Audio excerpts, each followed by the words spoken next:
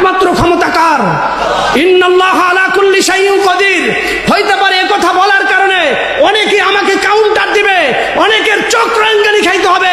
খোদার কসম করে বলি, কোন ব্যক্তির চোখ রাঙ্গানিকে ভয় পাই না। জীবনটারে হাতে রেখা শহীদি তামান্না নিয়া এই জায়গায় বলি, কথা বলতেই থাকবো, বলতেই থাকবো, বলতেই থাকবো। কথা বলেন ঠিক কিনা? সবকিছুর মালিক আল্লাহ। আমাদের চট্টগ্রামে এক হুজুর আছে, নাম তার জাহাঙ্গীর। নাম কি আপনারা দেখছেন কিনা জানি না। ওই হুজুরের বিশাল এক চেয়ার, চেয়ারের পিছনে লেখা দরবারে জাহাঙ্গীরিয়া। ওই জাহাঙ্গীর হুজুর উনি কয়েকজন এসএসসির ছাত্রকে নিয়ে এক বাবার কাছে গেছে। কার কাছে গেছে? বাবার কাছে গেছে। বাবার কাছে যায় বলতেছে, বাবা, বলতেছে বাজান, বাজান তোমার কাছে যে এসএসসি পরীক্ষা দিবে কয়েকজন ছাত্র আসছে, তুমি ওদেরকে কিছু দিয়া দাও, ওরা যেন ভালো পরীক্ষা দিতে পারে। নাউজুবিল্লাহ কই না, আরো আসতে কোন নাউজুবিল্লাহ। এক আলেম এই জায়গায় বৈশাখ কথা বলে, মাথায় পাগড়ি, শরীরে জুব্বা, পাঞ্জাবি পায়জামা, বড় বড় তসবিহ নিয়ে ঘুরে বেড়ায়, ওয়াজ করে, তাকে মানুষ আলেমও বলে।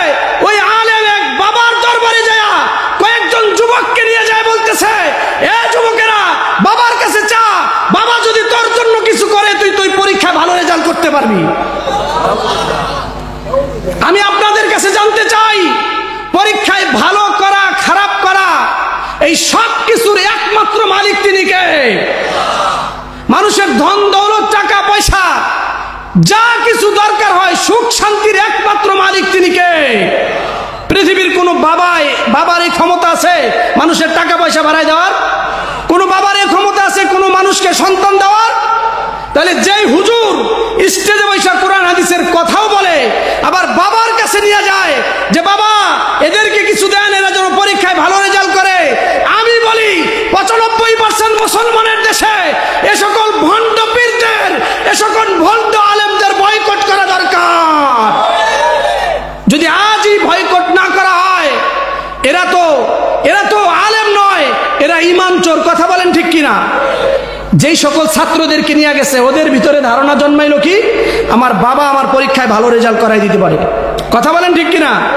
আমার বাবা আমার জন্য আমার সুখ শান্তি দিতে পারে।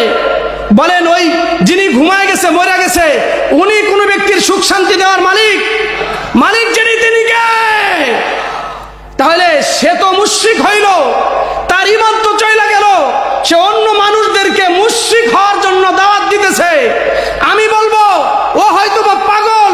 যদি পাগল না হয়, ও আলেমের লেবাস ধরিয়া, নয়তো বা ওর টাকার কাছে বিক্রি হয়ে গেছে, ওর টাকার গোলাম হয়ে গেছে, টাকার কাছে ওর ঈমান আমল সব বিক্রি করিয়া এরকম একজন পাগল বাংলাদেশে একজন আর দুইজন নয়, হাজার হাজার বন্ড পীরেরা বাংলাদেশের হাজার হাজার লক্ষ লক্ষ কোটি কোটি মানুষের ঈমান নিয়ে সিনেমিনি খেলতেছে। কথা কোন ঠিক কিনা?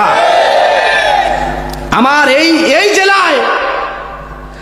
এই জেলায় দু একদিন আগে ঘটছে, রেলগাড়ির সেজদা করতেছে, দেখছেন আপনারা? কথা কোন না কে? এই কথা বলেন না কেন? হিন্দুরা পূজা করে মূর্তির, এই জন্য তাদেরকে কাফের বলো, মুশরিক বলো। আর তুমি মুসলমানের বাচ্চা হইয়া রেলগাড়িরে পূজা করতেছো, রেলগাড়ি ইন্ডিয়া যাইতেছে, তোমার মধ্যে আর হিন্দুর মধ্যে কোনো পার্থক্য নাই। কথা বলেন ঠিক কিনা? এখনো সময় আছে, খোদার কসম করে বলি, এখনো সময় আছে। আমি কোরআনের বাইরে বলতেছি না।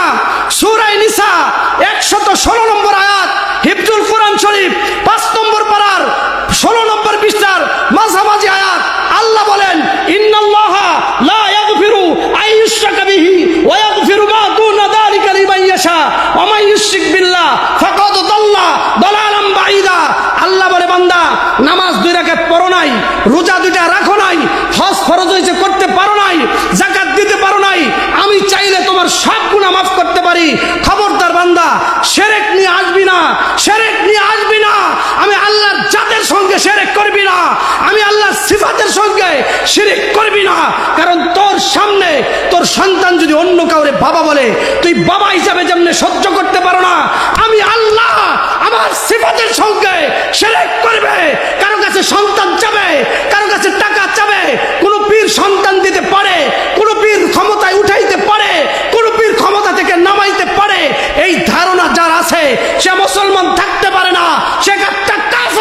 সে মুশরিক হয়ে যায়। কথা বলেন ঠিক কিনা?